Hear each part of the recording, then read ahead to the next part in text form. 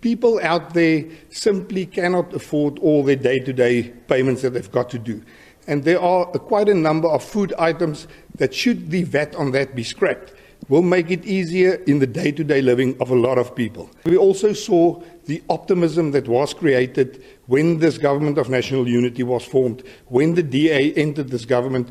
People out there, investors, all of a sudden has got confidence in what's going on in South Africa. Currently, our debt service cost is the highest line item in our whole budget.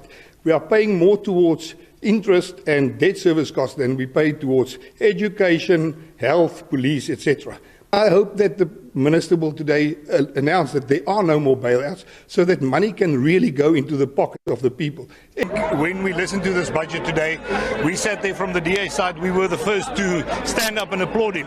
We are very glad to see that for the first time, a lot of policies that the DA has been advocating for over many years is now being Really, firstly, as the DA, what kind of influence will you be pressing on in terms of this government of national unity? Well, firstly, I think it's important that we look where we come from. South Africa really is in financial crisis, and we've got to turn that around. And I think if you want to turn that around, we've got to look at the debt to GDP ratio and what we must do to really have an influence on that. We are currently paying more than 20% out of every rand towards repayment of our debt. So we are standing now at 75% of a debt to GDP ratio, where 15 years ago we were standing on 28%. And if we want to turn South Africa around, we really need to see how we can lower the debt that we are repaying. And I think that is the starting block for everything. And just with regards to policy direction for the Minister of Finance, would we expect him to make any drastic decisions this afternoon? I think it's very important to show from government side that we need the private sector to invest, to become part of building South Africa, especially when it comes to infrastructure development. So the private sector won.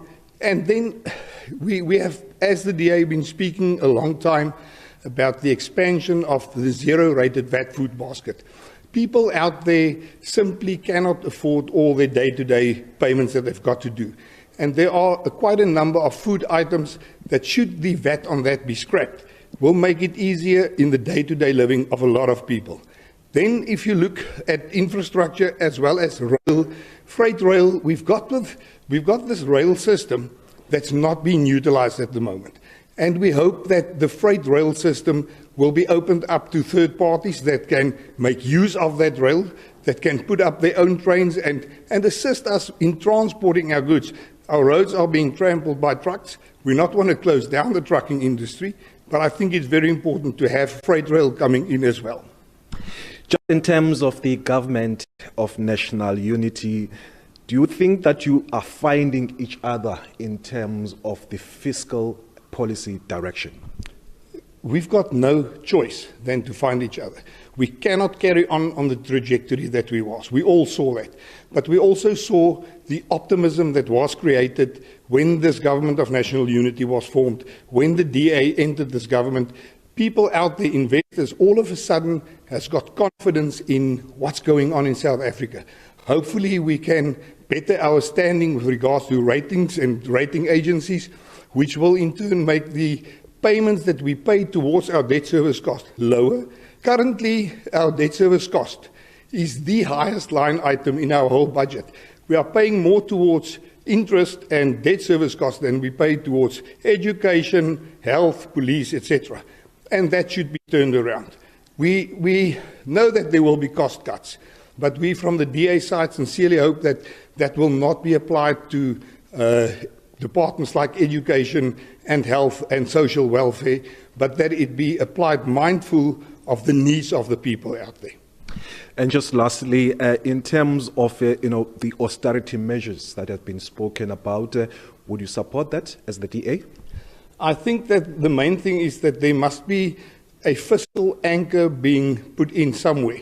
We cannot carry on to borrow money. We must start to be a country that spends wisely. Where we spend, we must spend wisely, but we must also look at a lot of items that we are spending money on that that's not yielding results. And we need to sort that out and stop putting money into bottomless pits. For example, there should be no more bailouts. From the DA side, we've called on that, and I hope that the Minister will today announce that there are no more bailouts so that money can really go into the pocket of the people. Everything must be walked into the direction of service delivery and creating jobs and creating growth in this economy.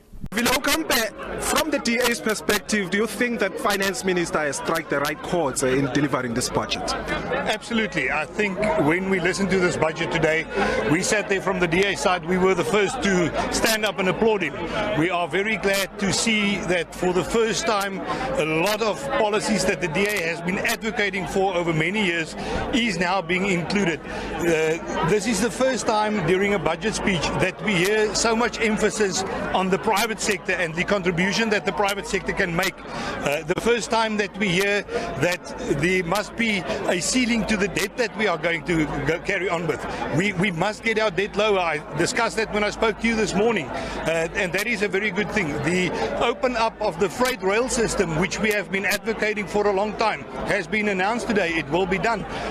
The participation of private sector into Eskom to get transmission or generation of power set out in the market there. I think it broke the monopoly that Eskom has got, and it will be to the benefit of everybody. And if you look at the way in which spending must be done, we must get our debt service cost under control. It cannot be that we pay 22 Rand out of every 100 Rand that we get towards our debt cost. And I hope that the fiscal constraints that the Minister has announced today is the first step in that direction. The DA has long called for a fiscal anchor, and we also believe that that should be embodied in legislation so that we can't carry on and just spend money. We must be at a point where we spend money wisely and make sure that we are very conservative when it comes to spending our money. So the ANC is following the DA in the GNU, you say? No, I think this is really working together. I think that for the first time, ideas from different parties are put on the table, and we know that we could not carry on the trajectory that we were on. It was not viable. So the government of national unity had to look into new things that we can do and a new approach to running the finances of this country. And I think for the first time, we will see that investment confidence will grow very quickly after the announcement of this medium-term budget policy statement. Yeah, guys, so Minister Godongwana's midterm budget review is actually what is the buzzword now in Africa, in South Africa, actually, the midterm budget policy statement that was actually made in Parliament, where, you know, the GNU's budget actually was gonna come to the fore, and a lot of GNU ministers actually spoke about this. But I found a really interesting article on the Daily Maverick that actually tries to break down, you know, the impact on the economy of South Africa, especially from the perspective of this budget, and how it's going to affect, South Africans, the changes that Minister Godongwana is actually making and proposing to the cabinet, and actually in this whole budget review.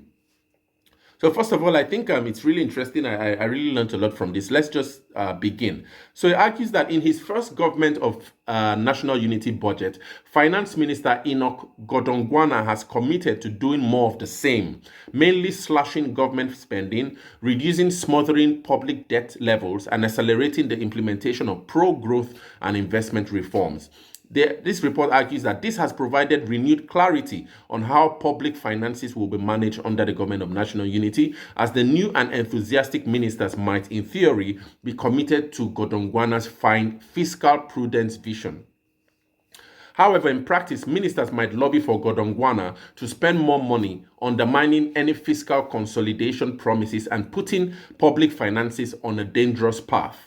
It argues here that Godongwana said the formation of the government of national unity has not changed the tone or approach in how Treasury manages public finances. For now, major parties in the government of national unity have agreed on fiscal consolidation, but they disagree on the pace of consolidation taking place. All right. Now, the GNU has not affected the tone of the budget, said Godongwana on Wednesday during the traditional briefing to journalists before tabling the budget in the House. He argued, the report here goes on to say that, it was arguably an easier and more supportive environment for Godongwana to table the midterm budget policy statement, which indicated his priorities over the next 3 years. Things are looking far better than they were in February. The formation of the government of national unity that respects the rule of law and the constitution has created goodwill, around governance in South Africa. And also then the 17-year energy crisis has faded and investor sentiment has improved, as seen in the Rand's bounce and bonds yield failing. So in other words, the government of national unity seems to be creating an impression of positivity, and we can read that from the bounce back of the Rand, and also the bond yields have actually, been going up. Investor sentiment also has actually also improved. But anyway, there's also the section that actually says that, in terms of low economic growth, it argues that numbers do not lie, and the midterm budget policy statement shows that the road to reforming public finances is still long, despite optimism around the GNU. The outlook on the economy's performance demonstrates this, because Treasury has lowered its 2024 economic growth forecast to 1.1% from the 1.3% that was projected in February. Also, this report argues that the market might interpret Treasury's growth projections as too conservative and below consensus, since its projections are usually more optimistic.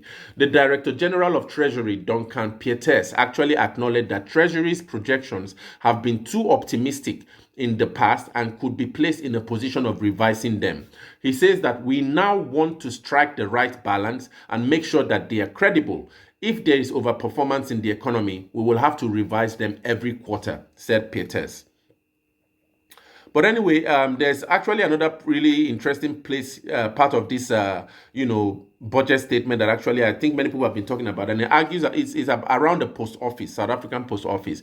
This report says that there will be no bailouts for the post office, and also tackling the wage bill. So in order to cut government spending, Godongwana has doubled down on his tough love approach to state-owned enterprises, and he's not awarding them taxpayer-funded bailouts for their survival. And one of them that's really hit is the South African Post Office. In the statement, he argues that there was no money allocated to the South African Post Office, which has then asked the Treasury for an additional 3.8 billion to avoid liquidation. So South Africa's Post Office actually asked the Treasury for 3.8 billion so that it would not get into liquidation. But Finance Minister Godongwana now is actually arguing that there'll be no room for that. So probably this might mean that South Africa's post office might be liquidated. There might be nothing like a South African post office anymore. And I don't know what would be done probably the private sector would then have to fill in that gap. He says that Godongwana said that if money is given to the post office,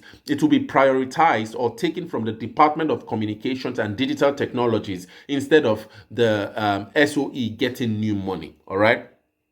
Godongwana argues, saying that, we are on the path of ensuring that not every SOE gets money.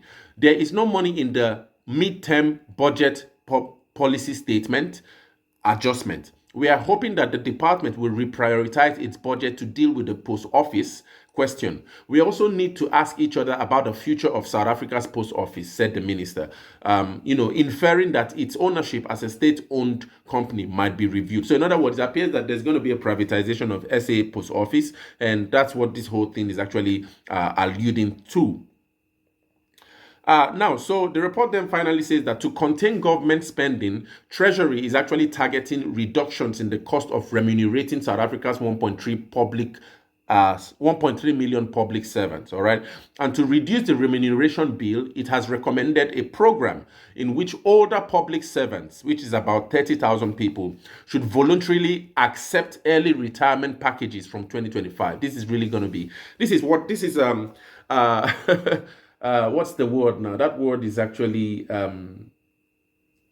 it has to do with cuts anyway, but I saw this also happen in Ghana's, when Ghana adopted the IMF and World Bank structural adjustment programs. One of the things that actually happened was that a lot of people had to be retired, especially public servants, all right? Now, Godongwana is actually arguing that from 2025, older public servants, about 30,000 of them might have to voluntarily accept early retirement. And if all public servants agreed to that package, Treasury would have saved Treasury has penciled in a saving of 2 billion rand annually for the next 3 years.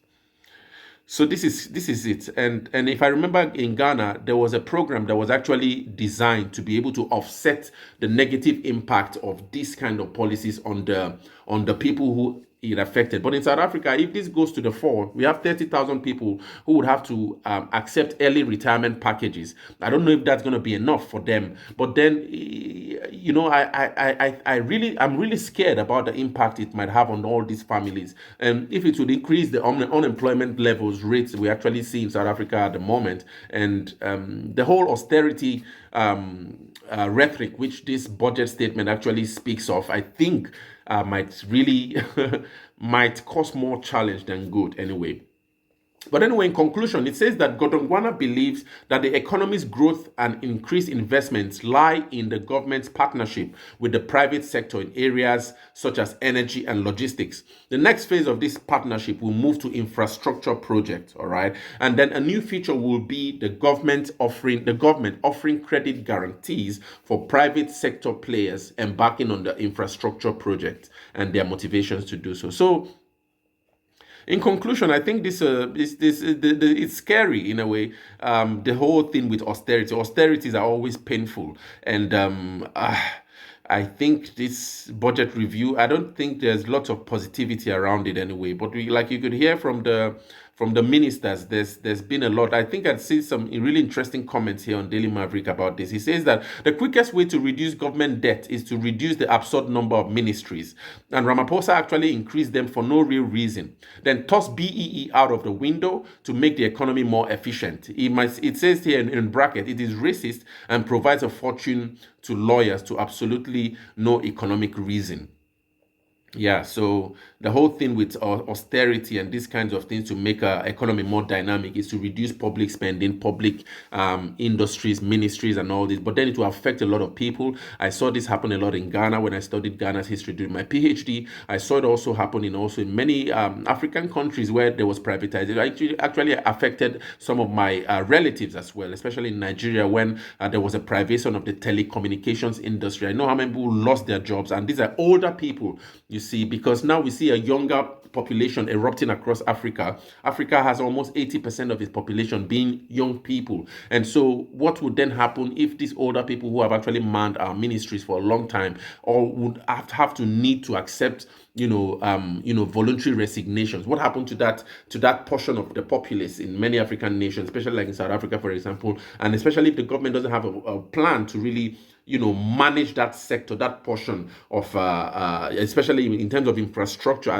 Do we have enough infrastructure to manage that portion that will become unemployed in a spiff? So just like that. I think these are really interesting questions that every government that intends to enact these kinds of austerity measures should actually think carefully about. But I don't know, what do you guys think? Share your thoughts. What do you think about Minister Godongwana's finance budget report? And also the speeches from this video from this minister. Share your thoughts in the comments.